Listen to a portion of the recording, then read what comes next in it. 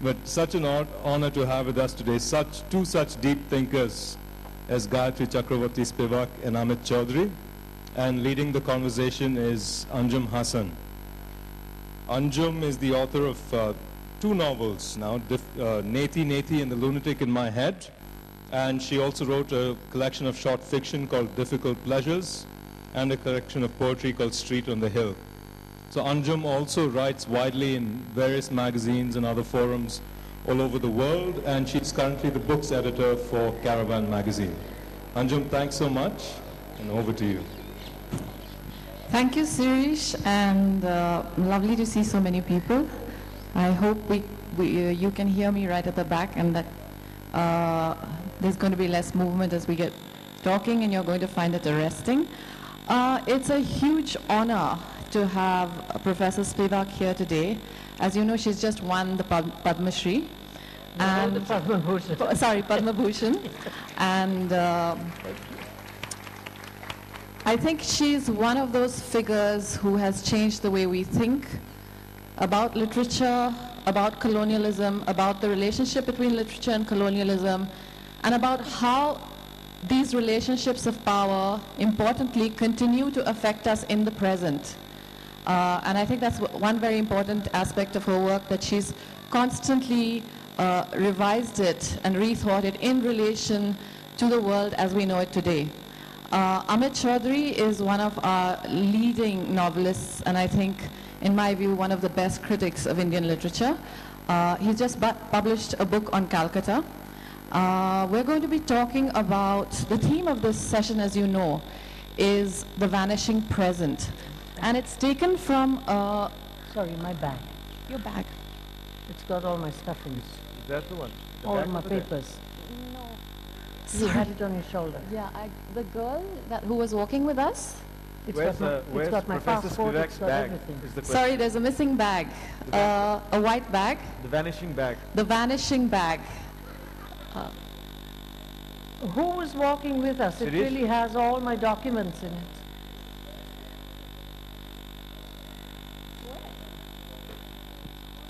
Yeah, there's a bag that's missing. It's come. Okay. Sorry about that. Yeah. Also, it's got Louise Gluck. Yeah, it's got a very important poem that Professor Spivak wants to read, so that bag is very important. To come back to the theme of this, to the framework for this session, the title is taken from a book that Professor Spivak published in 1999. And it was called A Critique of Post-Colonial Reason Toward a History of the Vanishing Present. And I want to come back to this later in the discussion, but I'm going to sidestep it right now. And I'm going to try and focus seriously for a little while, given that we're at the Jaipur Literature Festival, on the subject of literature, and then come back to the post-colonial and the vanishing present. Professor Spivak published a book last year called Aesthetic Education in an Era of Globalization. And from what I understand of this book, it seems to represent somewhat of a shift, because Professor Spivak's work has been very concerned at looking at how literature in the time of imperialism actually reinforced and enabled imperialism. And since then, she has also looked at texts that have spoken back to these master narratives. Texts by writers like J.M. Coetzee and Jean Rhys, which have sort of challenged the master narrative and written back, as it were, to the empire. In this book, she seems to be expanding a little on what literature can do, and the question of the ethical impulse in the literary. What is literature? What is the humanities? And can we look at it outside this relationship of the colonial to the colonized? So, Professor Spivak, I would like you to begin by speaking about this idea of aesthetic education, the place of the humanities in the 21st century, in our lives, in the university system, and especially the place of literature. That's a big question, an important question. I think the place of literature in the universities is dire. The universities are corporatizing, And because of the way we emphasize speed, and one thing you can't do, or maybe Amit you don't agree, but I don't think you can really learn how to read literature by emphasizing speed. And so, to an extent, not just literature, but the humanities themselves are trivialized. I was teaching in Pune last year, and they were a wonderful bunch of students, the English department mostly. 160 of them had registered and really worked hard for the course. And I found myself saying at the end, I never talk like this, but you know, I'm a citizen of India and I teach in the United States where I don't have civil rights, and my relationship to the students are not exactly the same. So I surprised myself and I said to them, I said, look, you are going to be somewhat mocked because you're not in computer science and you're not in software, you're not a doctor, you're not this and that. You're not going to get good jobs, your salaries will not be good, but you must remember that saving our sort of nationally competitive genocidal country is in your hands. And I thought, my God, am I really saying this? You know, I'm a kind of blasé, skeptical kind of person, but I really actually spoke to them in this way because I very firmly believe that the simple task of reading literature, and I was saying this to Amit and Anjum just as we were having a little chat before, simple thing is to hang out in the space of the book that one is reading, the poem that one is reading, and not in one's own. And that is the simplest formula for practice, for the ethical. We these days think that to be ethical means doing the right thing. You know what's right, you know what's wrong, you are a reasonable person, you choose what to do. But that is not really, that's good, one must do this, one must act correctly. But the ethical impulse, unconditional ethics, the ahaituk ethics, that is something that maybe it will never come your way. But, I mean, this is a literary crowd. The relationship between Captain Ahab and Moby Dick is an ethical relationship, although he was interested in vanquishing Moby Dick, right? So, to an extent, the practice for the ethical, that is to say, moving from self-interest into, in fact, I brought with me this Sumeida song by Muhammad Fairuz, an opera that he wrote with Tawfiq el-Hakim, a 19th century author, fantastic opera, and it was hard for him to hang out inside Tawfiq el-Hakim, and so he pretty much wrote what we think that to read is to pray, to be haunted by the author. It's a prayer to be haunted. This is a very deep training in ethical, in the preparation for the ethical. It may never happen, but it's like the way athletes practice for the game itself. You know, it's the whole self, the soul, not just the mind. You didn't like what I was saying. But at any rate, that's how one thinks about the literary. So what else? Aesthetic education. Now, Terry Eagleton, whom you probably like very much given the way Indians generally prefer the English over the French, he was very nasty to me, okay? So, but he's a friend. So even in that terrible review, which was actually an old review of this very book, it's an old review that he had written before about something else, before the book came out. Yes. And he put it in, and he wrote it about my book, and it was a very nasty review. But in it, he couldn't not say that I was also very good at something or the other. Okay, so Terry told me, Gayatri, you're insisting on the aesthetic. You know, the Germans actually found out about the aesthetic in the 18th century, and they did not succeed. And I said, my way of doing the aesthetic is not that. My way of doing the aesthetic is just simply, it's an active definition of how you train the imagination so that your mind can change how it knows, okay, epistemological performance. So that's all I mean by aesthetic education. Training of the imagination so that you change how you know things, how you know yourself, and so on. So I've said a lot, but I hope I've answered all the details of the questions that you asked me. Yeah, there was this, thank you very much, Professor Spivak. I think that's very, very beautiful and very valuable. There was a session this morning with the philosopher Michael Sandel, who's written a book about what is the right thing to do. And we were talking, it was a very interactive session, some of you may have been there, and we were talking about, we were debating the recent rape in Delhi and the question of what should be the laws, and is rape a particularly heinous crime, and should there be this kind of differentiation between men and women and sex selection and so on. And I think all of these were very important questions, but what we did not discuss is how do you imagine a victim, or how do you imagine the perpetrator of a crime?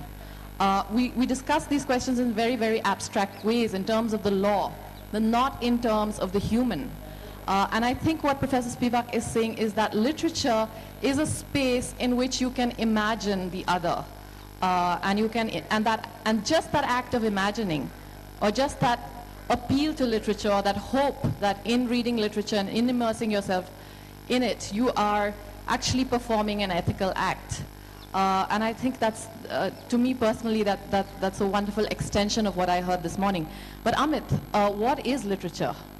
To ask you a simple question, what is literature? Because, okay, to narrow it down, one of the essays in your book, Clearing a Space, talks about the stock responses to Indian English literature. And you say that we have a curiously moralistic response to Indian English literature because we are anxious that when we write in English, we might actually be writing for a Western audience. We might actually be exoticizing India for an audience that doesn't live here. We might be doing something very, very dishonest in writing about India in English in a particular way. And you go on to say that... That's the charge that is brought against Indian writers in English.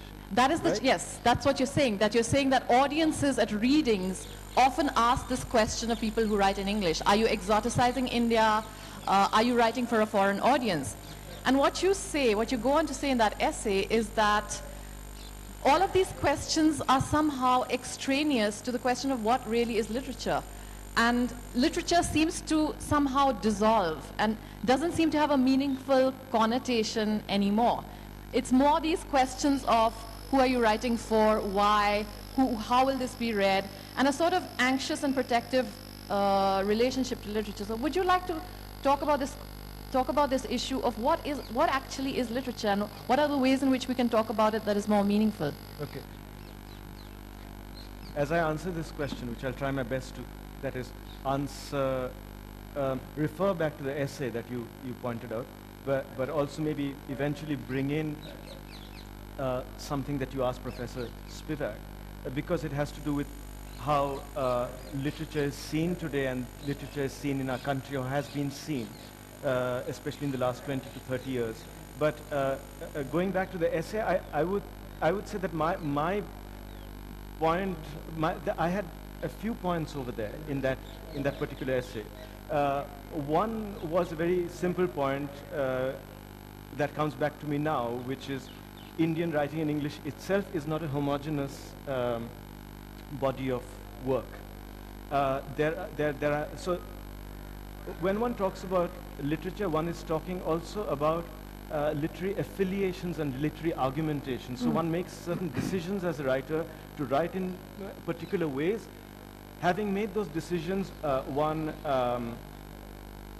rejects other ways of writing, other ways of being a writer. So it's not a simple question of me writing in English, but writing in a particular way, and where my affiliations might thereby lie and what I reject. In my case, it was always the anomalous feeling of not writing in the ways that were opened up by Midnight's Children, not pursuing that path, but pursuing a path to do with the commonplace, the ordinary, the quotidian, and thinking, I wish I had fitted in with the post-Rushdie path, because it would have been so nice to have fitted in. And then realizing that does the allure of the quotidian in a particular way, not in the sense of 19th century naturalism that is bringing in details as information, but cherishing the quotidian itself, does this have a genealogy in our country? And of course it does, in Indian writing, in modern Indian writing. Having found that, I often found that there were many Indian writers who wrote, let's say, in Bengali or even Kannada. Let's say, like, you are Anantamurthy in Samskara, and this wonderful story, A Horse for the Sun, that I had greater affiliations with that kind of writing than I did maybe with people who were my contemporaries and from my class background, and wrote in the language I did. However, the problem was that Anantamurthy being a wonderful writer, but being marginalized by globalization, as writers who write in any language which is not English had reformulated his position as being the position of the authentic writer writing for an organic community which is natural to the Indian writer who writes in their own language. While his own stories, the most powerful of his stories, are all about a disjunct between writer and audience. So the Kannada audience by no means is a given for Anantamurthy when he's writing in Kannada. But as he presents himself to the Indian writer in English, he's suddenly in a kind of bucolic state of oneness with his audience. So I found a very complex kind of field with all kinds of misunderstandings and reductive positions being taken, which didn't address the fact that writers are multiply located not only in this glib, globalized way, but they have compulsions of different kinds which drives them into different directions in ways which the discussion doesn't take on board.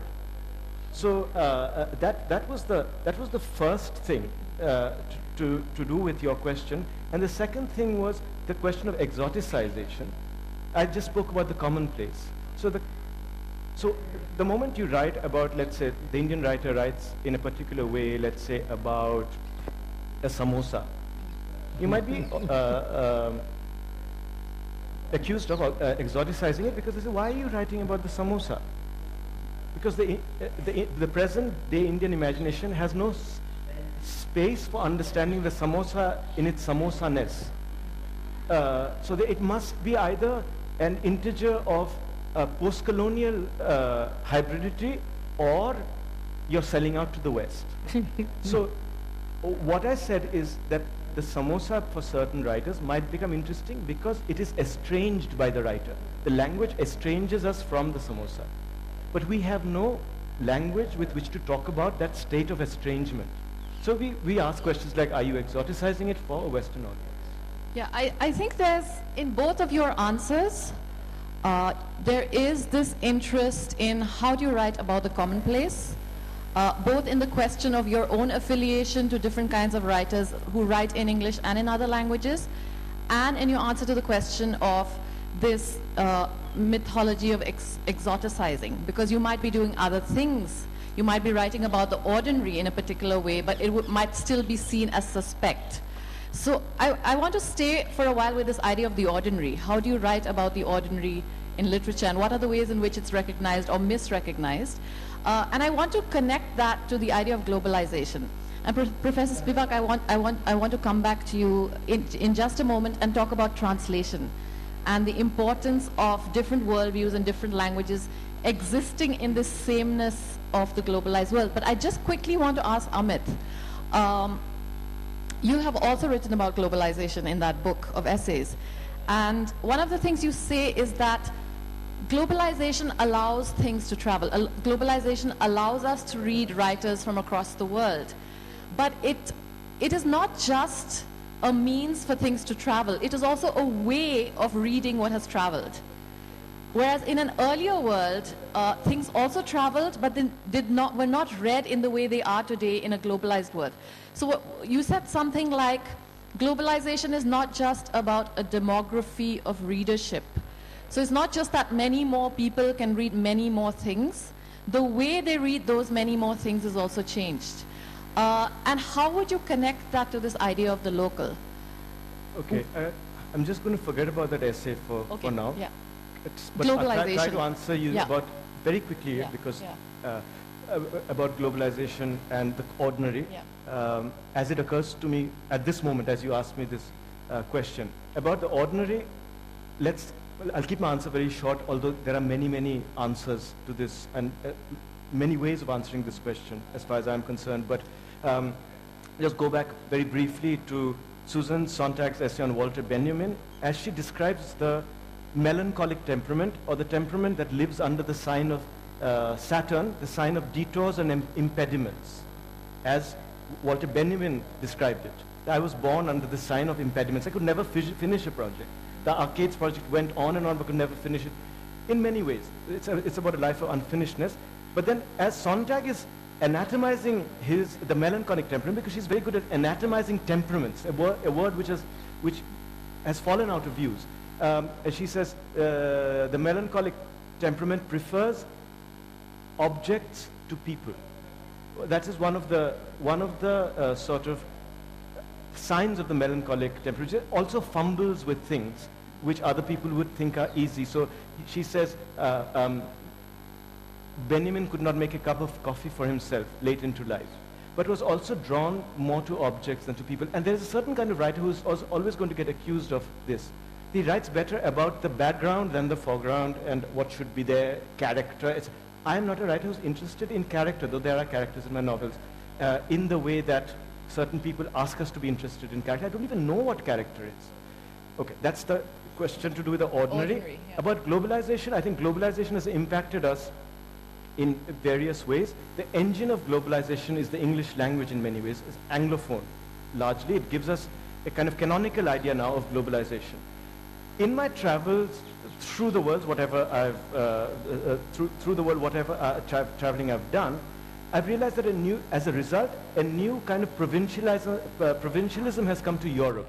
So that people in France, people in Berlin, are provincial in a new kind of way, which they weren't 30 years ago, when if you went to Paris, they would not answer you if you spoke to them in the English language.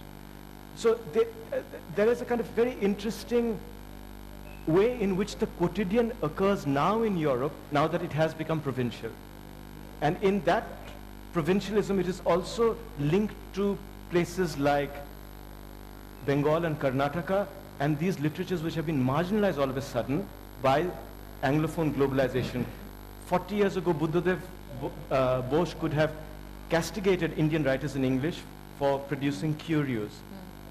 Now, that world, whether it's in Paris or in Bengal, has been provincialized by globalization. I think it's led to a very interesting reality in these places. Professor Spivak, would you agree with that? Would you say that, curiously, because of this pressure of globalization and this pressure of homogeneity, we have a new kind of provincialism in the cosmopolitan, formerly cosmopolitan, metropolitan centers of the world? And if so, what is the role of translation? What is the importance of multiple languages operating in this kind of new world? It's a complicated question. See, I feel that globalization is what has happened since I do not agree with Amartya Sen here. Al-Biruni and so on, these are not the world systems. These are not globalizers. The globalization that we look at has happened since the silicon chip.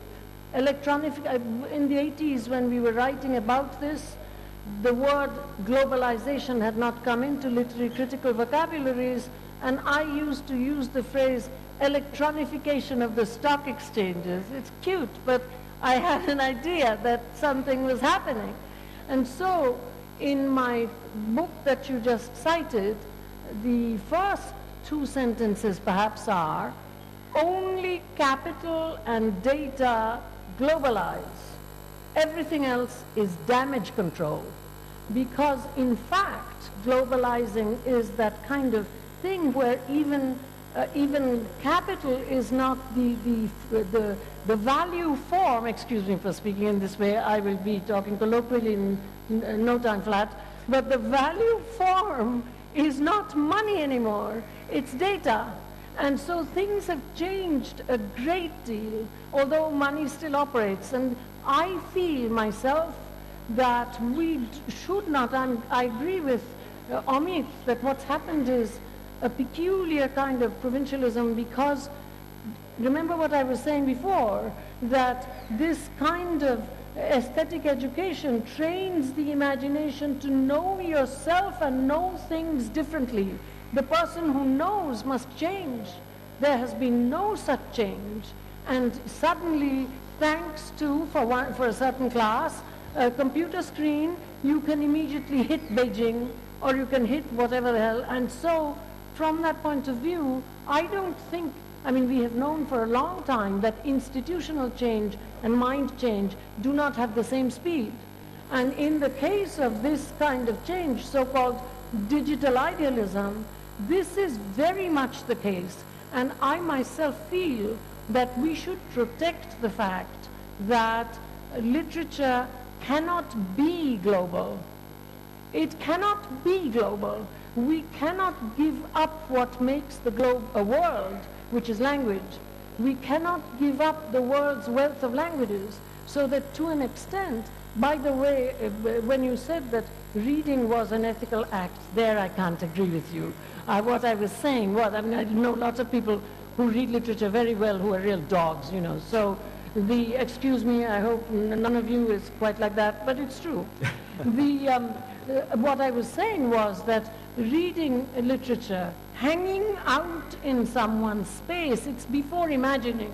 It's almost as if you wrote what is being written, eh? You have to move out of yourself. And so in that's a practice for the ethical. And this happens most of all if you try to learn a language as if it's the first language you learned. Of course, it's impossible, because you learned the first language before reason. You invented a language, your parents understood that language and inserted it into whatever your first language is. But one can try. And so to an extent, you can get into the lingual memory of that language. You know, I know English well.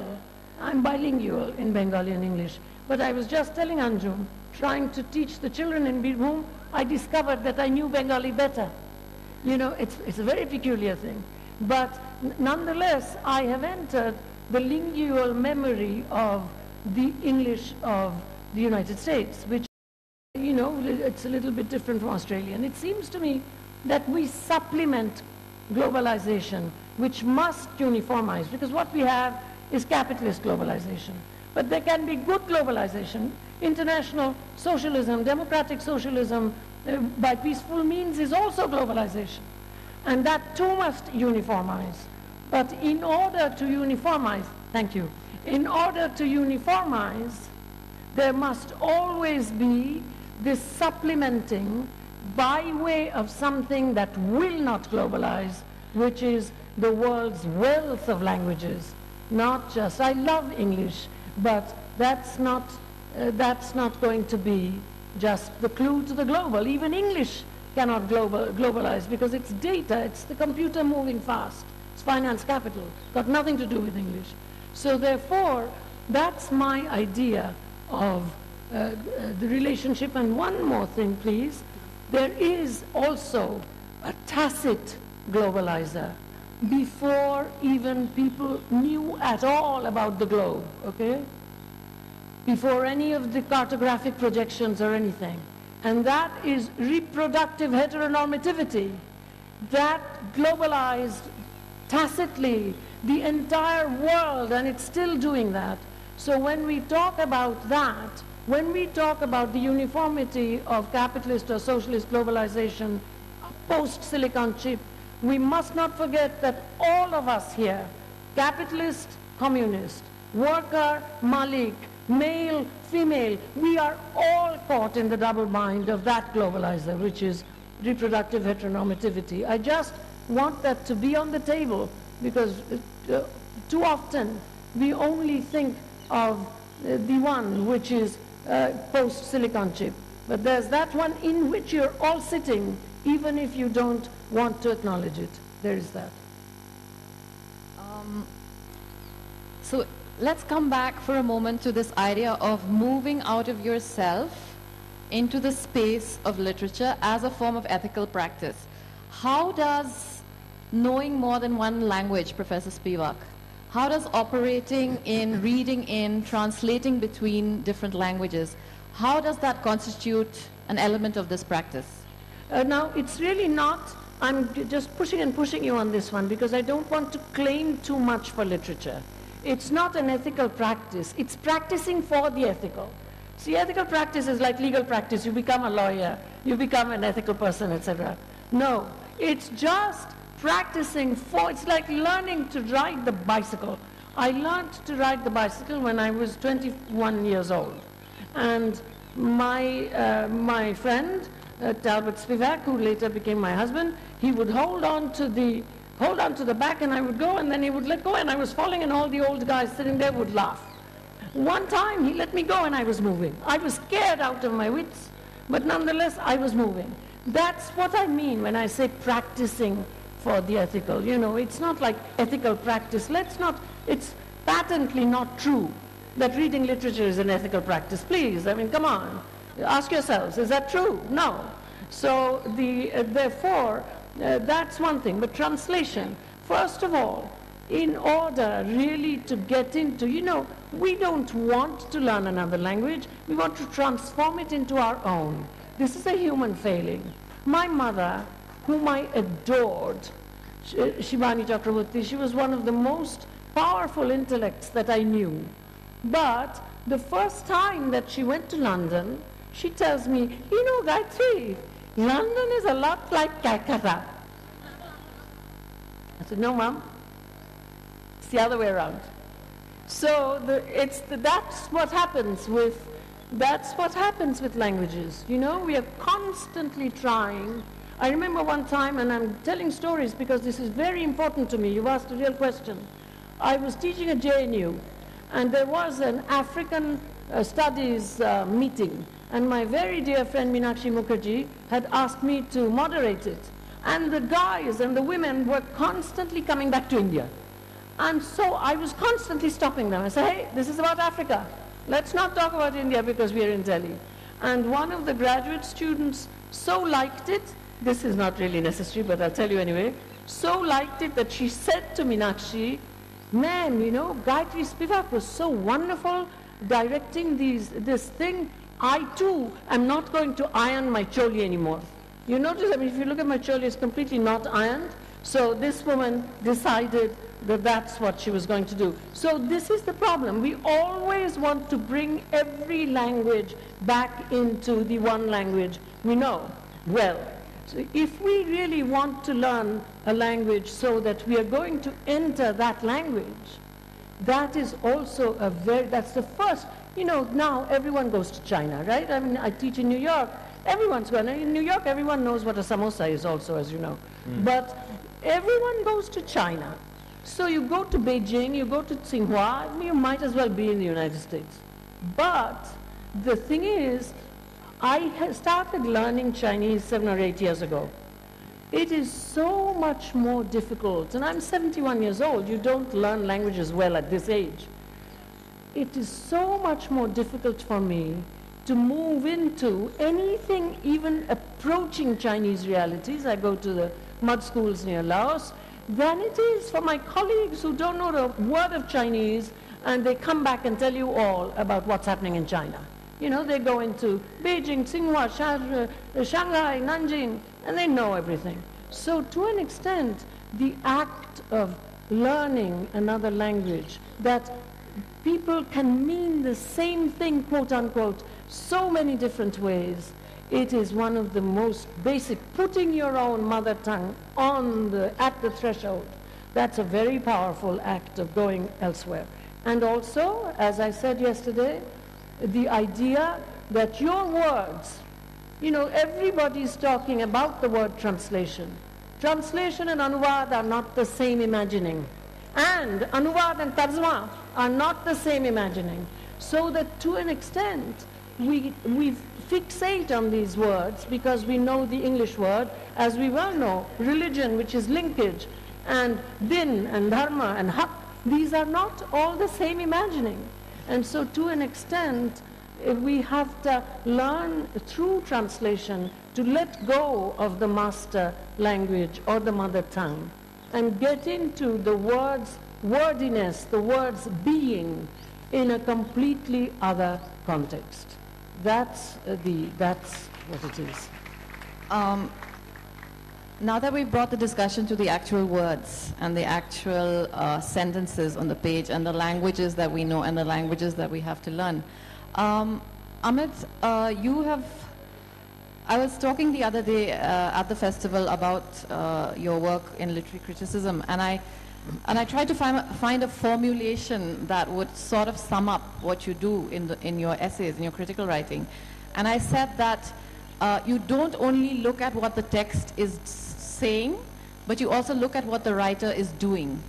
So the self of the writer and the writerly act and the choices involved in writing X rather than Y, you focus on that as well as what the text is saying. So, but when I was talking to you earlier, you said you also wanted to read 2 poems. Yeah. And that's one of the pleasures Not of your... by me, but by... Yeah, you want to read 2 poems by 2 other poets. But I think one of the pleasures of your criticism is that you also read very, very closely. So are you going to do a close reading of the poems? Is it going to be, I mean, would you like to talk about what you want to do? Sure. I'd like to continue this fascinating conversation with Gayatri about multilingualism, bilingualism, languages, and Gayatri, Professor Spivak will know better than anybody how, languages are deceptive, and of course one is, when one is multilingual, one has access to different languages, but these languages themselves behave differently at different points in history, and also they behave differently when they're quoted in a different language and used at different points of time. Just the other day, somebody was saying, what do you say, how do you refer to, my new book, which you referred to, Calcutta, 2 years in the city. So I said, why Calcutta? So, don't you say Kolkata? So I said, yes, I say Kolkata. When I speak in Bangla, when I speak in English, I say Calcutta. Anyway, everybody else outside of Bengal now calls Kolkata Kolkata because it's been renamed and will not refer to it as Calcutta. For me, just to give you an example of what languages do at different points of time and how one might personally relate to them. Kolkata in English is a mark of a post-globalization Bengali utopianism. This is how they've made their history static. The word Kolkata in English has no vernacular energy at all. It's a dead word. In Bengali, it is full of life and energy. That's why when I speak in Bangla, I will refer to it as, obviously, as Kolkata. But in English, it's the word Calcutta, which has some sort of a spoken energy, which still hasn't quite gone away. Kolkata, for me, is one of these new dead words of India, like Chennai and Bengaluru or whatever. It shows a kind of utopian engagement with history. So there you have languages behaving in different locations in deceptive ways. Speaking as somebody who's a writer of novels, but also is a musician and does a few things. I want to come back to the question of what you do with languages, because as a creative writer or musician or whatever, often it seems to me that the movement between genres is like the movement between languages. That one becomes a slightly different person when one speaks a different language. And that language presents a different opportunity as far as the self is concerned. So even if I were to now begin to start speaking in an American accent, I would become a slightly different person. If I were to speak in a British accent, I would be slightly different. So when one is a mimic, one performs that act of becoming a different person, not just speaking a different language. And this is very true when one moves between musical composition, let us say, and writing a story or a novel or a poem. Each genre is a different language, giving you a different opportunity, foreclosing other opportunities. The great bilingual poet of our age is Arun Kolatkar, the Marathi and English poet. He wrote long dystopian epics in Marathi, and in English he was a follower of William Carlos Williams and a cherisher of the ordinary. In aphorisms, that I said this last night, so forgive me for repeating myself, but in aphorisms that were discovered after his death about being a bilingual writer, one of the aphorisms said, I keep a pencil sharpened at both ends, which means you have to be ready when that different opportunity presents itself, and this is, I think, true of the bilingual person or the multilingual person, that each one will open up certain opportunities for you. May I read out a poem by Kolatkar, preceded by a short, both are very, very short, by William Carlos Williams. And the odd thing about these writers who wrote in the 60s and 70s in English, these poets like Arun Kolatkar, is that they were writing before this whole project that began with Rushdie of chutnification came into existence, the problem of how do we vernacularize our language, or how do we write back, how do we vernacularize English, do we throw in Indian words, do we change the structure of the sentence? With these poets, what they were doing almost shamelessly was borrowing other idioms, which they were doing to get away from what Arvind Krishna Mehrotra to me in an email called the King's English, or the English even more immediately for them of Aurobindo's Shabitri or the Gitanjali, Tagore's Gitanjali. So a more like a more to get away from a grand, eloquent kind of English. Yes, and an English informed by certain cadences. Of course, Gitanjali is very different from Shabitri and the Miltonic kind of thing. But they wanted to get away from that and idea of King's English. They were going in various directions. Mehrotra was going towards French surrealists, whom he would only have read in English translation. They were also going towards Americans. Ramanujan went towards Marion Moore. Kolatkar went towards William Carlos Williams. But then this all complicates the whole idea of influence, vernacularization, mimicry, derivativeness. It complicates it. And Kolatkar here creates this language of ambivalence in which we must also talk when we talk about literature. And in spite of living in a country where ambivalence is marginalized, and we live in a country that is devoted to the empirically verifiable. So the main discourse in the humanities in our country, therefore, is now the social sciences and anything connected to the social sciences. And you feel that literature can only be seen to be important if it is somehow in an annex of the social sciences. So what is this language of ambivalence? How do we talk about these influences and the way these ideas and languages are traveling without resorting to either, terms like chutnification on the one hand or, derivativeness on the other. Here is the Williams poem, which is sometimes, everybody knows it. Anybody who reads English poetry knows it. It's sometimes called the Red Wheelbarrow. And now, the Red Wheelbarrow, of course, reduces the poem. The poem actually has no title. This is how it goes. So much depends upon a red wheelbarrow glazed with rain water beside the white chickens. Now, usually when you say so much depends upon, you follow with some kind of an abstract noun. You don't follow with a great deal of concrete sort of images. So much depends upon your friendship or reliability or whatever. But a red wheelbarrow, first, there's that disjunct. William Emerson says, it's only in poetry that you can get away with two sentences which are not connected to each other, following each other. Here they are. They have been so seemingly connected that anthologists have then reduced the poem to the name Red Wheelbarrow. Kolatkar is writing this sequence of poems about a pilgrimage town where he's loitering. He's never heard of this town. He discovers it in a book. He decides to visit it. It's a town fallen into disrepair. It's called Jejuri. He writes a sequence of poems about these temples where nothing seems to be happening anymore. And as he says, priests say that is the 8-armed goddess. He counts and he says 11 arms.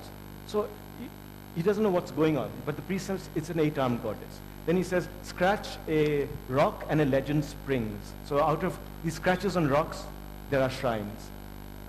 In that spirit of confusion to the loiterer, he writes a reworking of the Red Wheelbarrow. It's called The Doorstep. However, he titles the poem, unlike Williams. That's no doorstep. It's a pillar on its side. Yes, that's what it is. Now, Red Wheelbarrow, that's what it is. So much depends upon, but it is not the Red Wheelbarrow. That's no doorstep. It's a pillar on its side. But I've called my poem The Doorstep. I've not called it the pillar. You see the number of inversions, how difficult it is to talk about this. Yeah, I'm going to stop you there, Amit, because I want Professor Spivak to respond to this. Which ways, in which direction do influences go? How do we, I think even in the space of the poem, you're saying that there can be interesting inversions and there can be ideas of the ordinary allied with things that we don't usually associate with the ordinary. And to the way we think about these questions. And to the way we... to do with how one kind of idiom or one culture travels to another and what is done with it and how to speak about literature. How do we speak about it? I'm afraid we're running out of time and I'm sure you have questions, but I want to ask Professor Spivak about now finally coming to the title of the session, The Vanishing Present. The title of the book talks about post-colonial critique. Professor Spivak, is your project there to say that post-colonial is limited, exhausted as an idea? If so, what are the new ways in which we could talk about literature and power? I said, the reason why I was really enjoying your Williams rendition was because it's one of the first poems that I taught when I got my first university job in 1965. So much depends upon the Red Wheelbarrow. Man, what can I tell you? But, so it's Patterson, New Jersey is right across the bridge from New York. Anyway, so I'm almost transported into another place. I was only 23 years old, and I became an assistant professor teaching American poetry to Americans, and here I hear it again in Jaipur, a Bengali reading it. Poetry travels. Anyway, so to go back to your heavy-duty question, what was it? Yes, historical present and post-colonial critique, and is it used up? Okay. The book is called not a post-colonial critique at all. Some of you will recognize that it is actually a take on one of the world's most famous books, a critique of post-colonial reason. Now, where did I get that kind of vanity? Through Amartya Sen, because he was on the Harvard Syndics at that point, and the book is published by the Harvard University Press. My title was, "Don't Call Me Post-Colonial!" But Amurtha read the book, right? And he said to me, "Gayatri, this is a serious book. You don't want a trivial title. And your first chapter is about Kant. Why don't you," and it wasn't about the critique of pure reason at all, it was about the critique of judgment, but who cares, I was shaking. So Amartya says, "Why don't you call it a critique of post-colonial reason?" And I was just too scared to say anything. So, and I thought to myself, come on, I can't have the same title as Immanuel Kant. I mean, this is ridiculous. But that's what the book is called, a critique of post-colonial reason. Not at all. It is not a post-colonial critique. It is a critique of. Now, why was it, why did the title more or less fit, although it isn't my title? Because yesterday, again, you will forgive me because I said the same thing yesterday. In the early 80s, I became afflicted by a kind of autobiographical anguish which often afflicts well-placed metropolitan migrants in the United States, especially if they are in the literary field. I found that I was being considered an expert on deconstruction. Yale French Studies asked me to write on deconstructive French feminism, critical inquiry on deconstruction, and I had this crisis of conscience. How can it be that I, am so far away? Today I would love it because since then I've been de-skilled. No one wants me to talk about, I'm not in the deconstructive entourage at all. Everybody wants me to talk about South Asia. I know nothing about South Asia except I'm Indian. You don't know this vast material just when my mother had an MA in Bengali literature. She knew much more than I do. But at any rate, so I had this crisis of conscience, and I wrote 2 or 3 pieces, one of them called French Feminism in an International Frame, one of them called Can the Subaltern Speak, one of them called, what was it called now? 3 Women's Texts and a Critique of Imperialism, and and I didn't know I was writing anything post-colonial.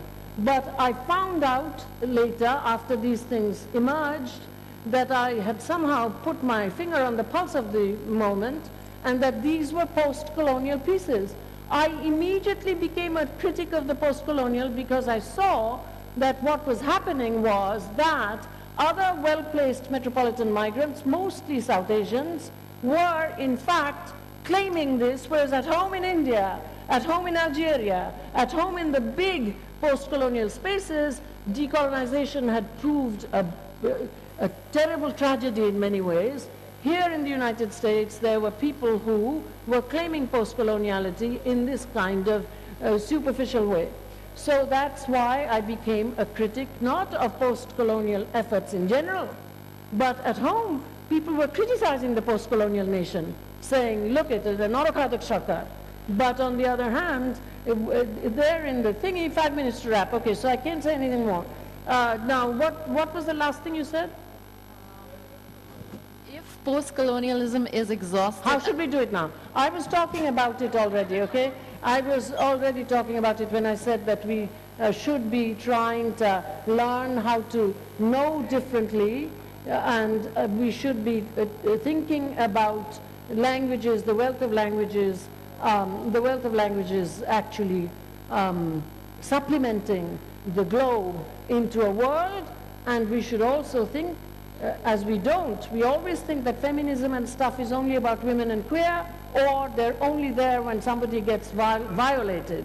But the fact that that globality also holds us up, and everything is incorrect if we don't, that's also something. Now come on, have we really? Kya bola? For 30, something they said. Anyway, I'm going to wrap up with one sentence, which is, Amit, what you have forgotten is that our beloved city has lost 2 names. One is Kolkata, it's no longer there. I didn't forget that. And the other great one is Calcutta. That also it has lost. Yeah. Now, I don't believe in anything, but the statement, when you've just unscrewed something, Jai Kali Kalkatte Wali, it has nothing to do with Kali. It has something to do with the complete de-transcendentalization of that naked black figure into a Kalkattewali. Now that is gone with Kolkata. True. Calcutta is no longer there. Also Bombay, this, Absolutely. all these. Do we have time for questions? I think we have time for a few questions. Good. Keep it there. Keep it there. Yes. Okay. The girl in black? Yeah. Hi, initially when the discussion started, you said that literature is important for imagining the other. But we, the people here, form barely 1/4 of the population, or maybe even less. So how do you propagate the idea of familiarization of the other, be it interreligious, interracial, or even within the gender in the same community? Like to a general population, because the realm of literature is very far from other people outside. I'm referring to this with the recent case, the rape case, because gender, even in the gender, you other the person. How do you make the other people, the general population who are not present here, understand a paradox like this? Okay, I would like to say that I never talk really about literature. I talk about the literary. That's how we were taught to think about it. The literary moment does not always resemble what Amit Chaudhuri writes or what Percy Shelley writes. And so, to an extent, when, for example, I work among the landless illiterate for 30 years now. Okay, so, and they have incredible gender prejudice also, all right?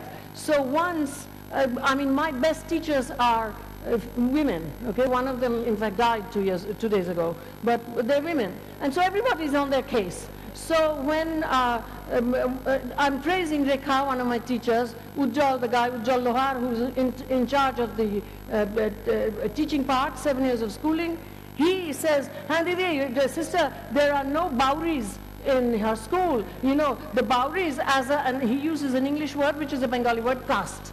The Bauris as a caste, and I stop him. And I say, Ujjal, what are you talking about? Don't you understand that we talk about all of you in this way?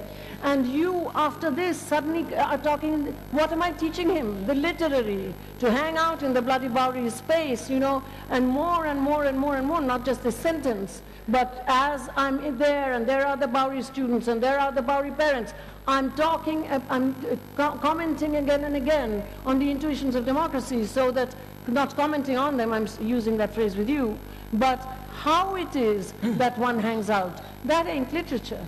That's the literary. This is why, excuse me once again, the Hindutva people have just destroyed the possibility of using anything from that tradition, which is a boring thing. But nonetheless, that's why one calls these wise people kavis, because you should be able to think the other.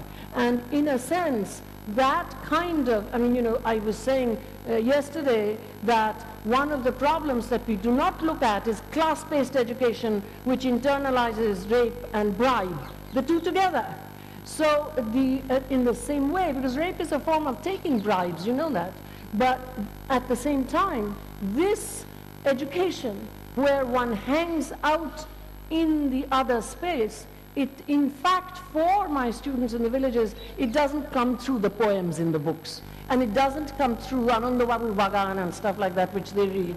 It comes through this practice of understanding that others are as they are. And that, in fact, it goes upwards too.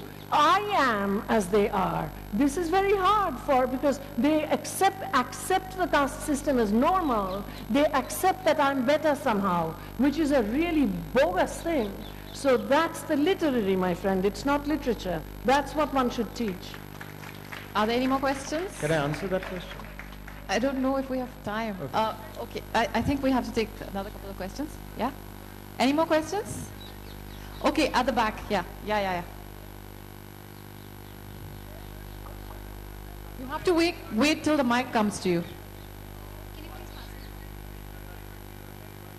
Amit, you have given wrong and credit to Rushdie, that is chutneyfication and other. I made many wrong statements, not just one. Yeah. Okay. Now, another aspect that Anjum was trying to emphasize, what is literature? Are you avoiding that? Why? I don't know. Whether it is difficult to define literature or only we can describe it. And lastly, please say what is, because a lot of discussion made here, what is the real, vital, creative connection between literature and culture? Okay, Amit. That's yours. You have. That's It's yours. That's yours. And okay. that's the last question. I'm sorry. Fine. I'll try to answer what I was going to say in response to this lady's, because it's connected. Okay. Because the question is, what is the literary? And how do we represent things? When she speaks about a traumatic event or, you know. So I'll answer hopefully briefly. I think it'll be brief. Others may disagree. But that literary language is you know, difficult to understand how it works. But we do know, going back to, let's say, the snobbish but very acute Virginia Woolf's critique of Arnold Bennett many years ago, which still has a life of its own, that she looks at a person in a train compartment whom she names Mrs. Brown and thinks Arnold Bennett would have given us all kinds of information about this person, her class background, what she looks like, etc., when describing her in a novel. But all of that doesn't necessarily add up to anything. And this is a problem of the writer, which he also talks about, that the awful business of the realist novelist to describe what happens between breakfast and dinner. How on earth do they do it? So I bring up the question of adding up, the arithmetical question, because the word percentage was used, or 1/4 or whatever. How do we proceed with literary language? Because it doesn't add up. If we go to the problem of, forget about the rape, even creating a character but by putting a mustache and a nose, it doesn't add up. So we are talking about a different language, a different mode of thinking about this problem. I never told you what the vanishing present was. It's okay. Okay. One last question? No? No? Sorry, guys. That's all right. You have to wait for it. I can't hear a word you're saying. She has a question about language. Yeah, I have a question point. Since you say, and I have believed you implicitly, I live this way myself, I do go into the languages themselves. I'm from the Caribbean, like Garcia Marquez. My first training was in Spanish literature, though I appear to speak English right now. As a young person, I read 100 Years of Solitude in Spanish, with a matrix of having a whole lot of Spanish literature. What struck me is it was so normal. It was like everything I lived with. There wasn't anything strange and unusual about it until my daughter told me much later that, you know, you have to read this in English to see what we are seeing in it. The point is that translation sometimes adds a little magic into the magic realism, which to us was merely normal Caribbean grotesqueness. So something can be added besides being subtracted, and all kinds of things happen. Until I experienced Cien Años de Soledad in English, it was just another Latin American book. They were all like that. But you know, I will say that your experience and your daughter's is not to be universalized immediately. This is a lesson I have learned. It is undoubtedly true what happened there, but it might have had something to do with the way you read. So that it seems to me that we have to step away from what we have felt, because if I started talking about how I read Flaubert in Bengali and Les Miserables in Bengali, it would be entertaining perhaps, but I cannot draw general theories from it.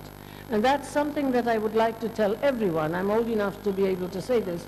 The translation, my point is, in the United States now, there are theories of translation where much is claimed for translation. Just as in the Cold War era, there was criticism which completely, I heard you say that yesterday, and I thought, new criticism, Cold War, which totally wrote the lives away. Nobody took any responsibility. It came in the United States during that time. In the same way, we have to think about these theories as not just truths coming in vacuum, but produced by historical moments. Why is it that in the United States today so much more is claimed for translation, and especially translation into English, and other places are picking it up? I myself as a translator, and I've translated a lot, and I still do, from French into English, Bengali into English, French into Bengali, Asya Jabar. This, I would say that as far as I understand, perhaps I'm bound by my mother tongue, Anuvad, saying after, but I think, and I'm with Naoki Sakai also, the task is to efface oneself as much as possible so that the text can shine. It seems to me that one cannot just think of what one is adding to the text. It's not, for me, that as a translator, it will not work. Thank you very, very much, Professor Spivak. Thank you, Amit. Thank you all for listening, and I hope this session has left you with more questions than answers. I think they will be signing books. Professor Spivak? No book signing? Okay. Thank you. They never brought any books of mine, only Mahasita Devi. None of us signed it? It's true, I've translated her, but I've written books. Thank you all so much, really. I wish we didn't have to stop this session.